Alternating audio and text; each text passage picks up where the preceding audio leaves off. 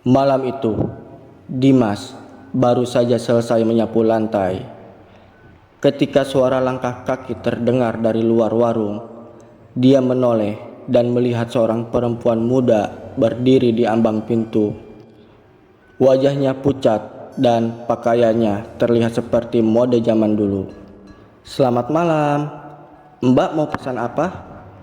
tanya Dimas dengan sopan. Perempuan itu tersenyum tipis. "Kopi susu satu." Dimas menganggukkan kepala dan segera menyiapkan pesanan.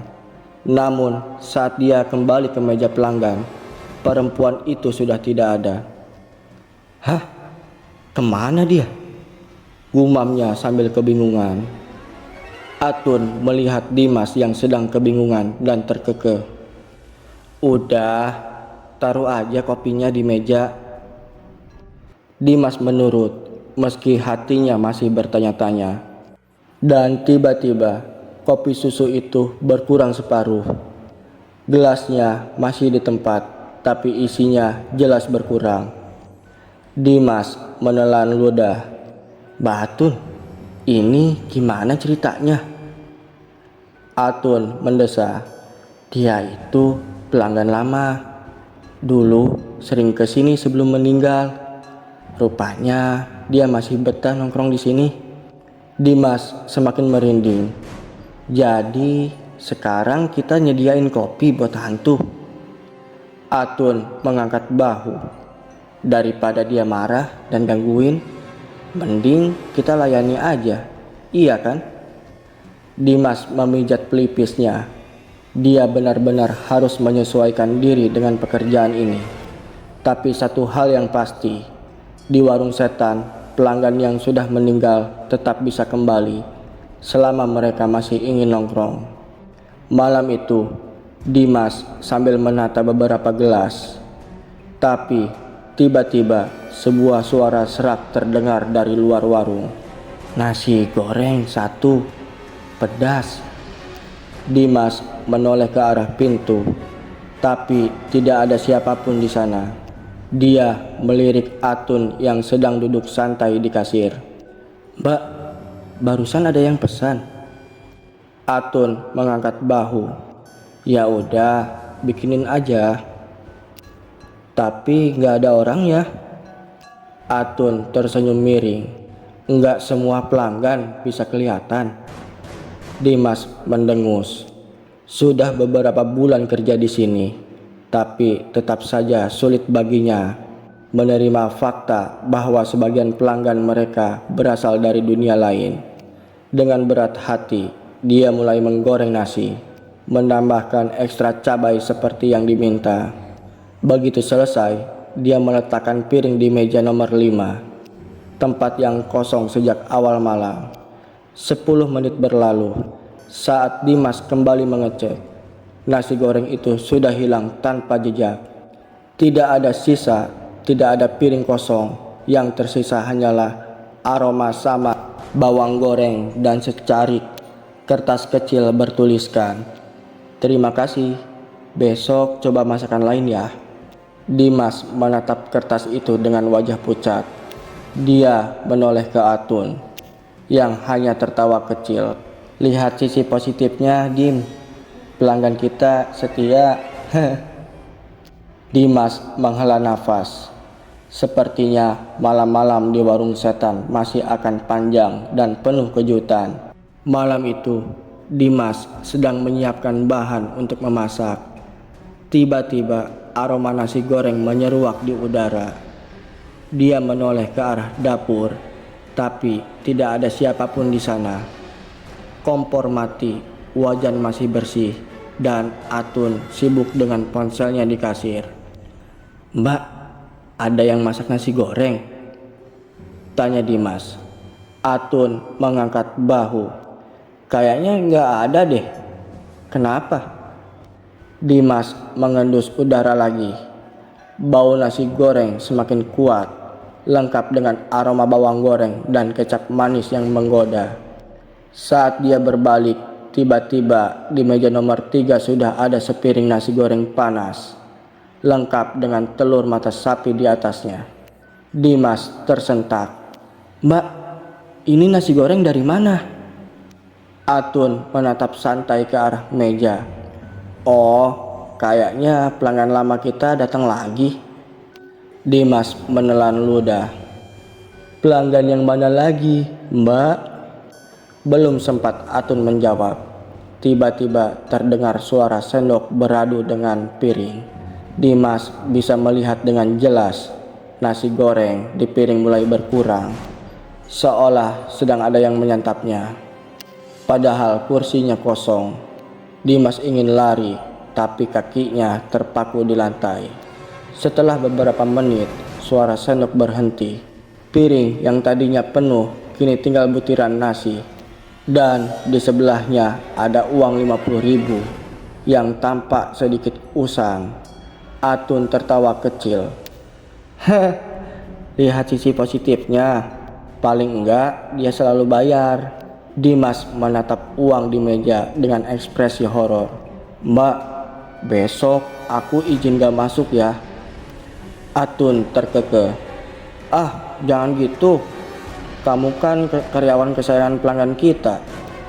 Dimas hanya bisa pasrah.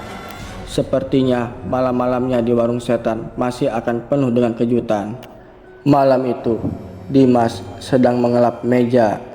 Ketika suara bel pintu berbunyi, seorang pria tinggi dengan wajah yang benar-benar datar masuk ke dalam warung.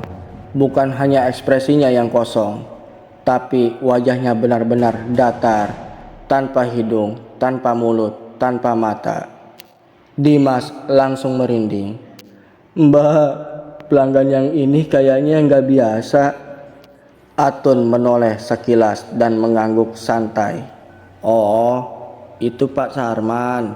Jangan khawatir, dia juga pelanggan tetap kok. Tapi wajahnya, dia dulu pelukis, tapi kualat karena pernah ngatain lukisan-lukisan kuno. Sekarang dia keliling nyari kopi yang bisa bikin ekspresinya balik." Dimas semakin bingung tapi tetap mendekati pria itu. "Selamat malam, mau pesan apa Pak?" Suara berat menggema entah dari mana. "Kopi hitam tanpa gula." Dimas segera membuatkan kopi dan menyajikannya. Begitu pria itu menyesap kopinya, wajahnya mulai berubah. Mata muncul perlahan, lalu hidung, lalu bibir yang tersenyum tipis. "Ah, ini enak," katanya sambil menatap Dimas. Dimas nyaris menjatuhkan nampan. "Mbak, mukanya muncul." Atun tertawa kecil. "Ya, kopi kita memang ajaib." Setelah menghabiskan kopinya, pria itu meninggalkan uang di meja dan berjalan keluar. Begitu melewati pintu, wajahnya kembali memudar perlahan. Dimas menggeleng lemas. "Mbak, kapan aku bisa kerja di warung yang normal?" Atun hanya tersenyum tipis. "Mungkin kalau kamu berhenti terlalu peduli." Dimas menghela napas panjang. Sepertinya bekerja di warung setan memang tak akan pernah terasa normal. Malam itu warung tampak lebih ramai dari biasanya. Bukan hanya pelanggan manusia, tetapi juga para langganan tetap yang berasal dari dunia lain. Pocong wifi duduk di pojokan dengan ekspresi serius menatap layar laptop. Kuntilanak yang selalu curhat kini tampak tertawa sambil ngobrol dengan Rudy. Dan si tuyul malah sibuk memesan cemilan sambil menonton pertandingan e-sports di ponselnya. Dimas menghela napas panjang. "Mbak, ini warung atau tempat nongkrong makhluk halus?" Atun terkekeh. "Ya, dua-duanya." "Kenapa? Capek?" "Lebih ke pasrah sih," jawab Dimas sambil membawa nampan ke meja. Tiba-tiba suara keras terdengar dari luar. Pintu warung terbuka dengan kencang, membuat semua yang ada di dalam menoleh. seorang pria berwajah marah berdiri di ambang pintu. "Di mana Atun?" Atun menatapnya dengan ekspresi datar. "Oh, kamu lagi? Mau apa?" Dimas langsung siaga. "Mbak, siapa ini? Mantan pelanggan? Mantan pacar? Atau mantan manusia?" Pria itu mendengus. "Aku datang untuk menagih janji. Kamu ingat kan? Kau berjanji membantuku." Dimas menelan ludah. "Janji apa lagi ini, Mbak?" Atun mendesah. "Dia ini hantu penasaran yang dulu pernah aku bantu. Tapi sepertinya dia belum move on dari dunia ini. Karena kau belum menepati janjimu sepenuhnya." Pria itu membentak. Atun menatapnya tajam. "Baiklah, kalau begitu. Duduklah, kita selesaikan ini dengan satu cangkir kopi terakhir." Dimas tidak mengerti apa yang terjadi. Tapi seperti biasa, dia hanya bisa mengikuti arus. Dia menyeduh kopi untuk pria itu. Dan begitu pria itu menyeruputnya, tubuhnya mulai berpendar. Pria itu terdiam, lalu tersenyum. "Akhirnya, aku bisa pergi dengan tenang." Dalam sekejap, tubuhnya berubah menjadi cahaya dan menghilang. Dimas menatap kosong ke depan. "Mbak, ini pertama kalinya aku melihat kopi bisa mengantarkan orang ke akhirat."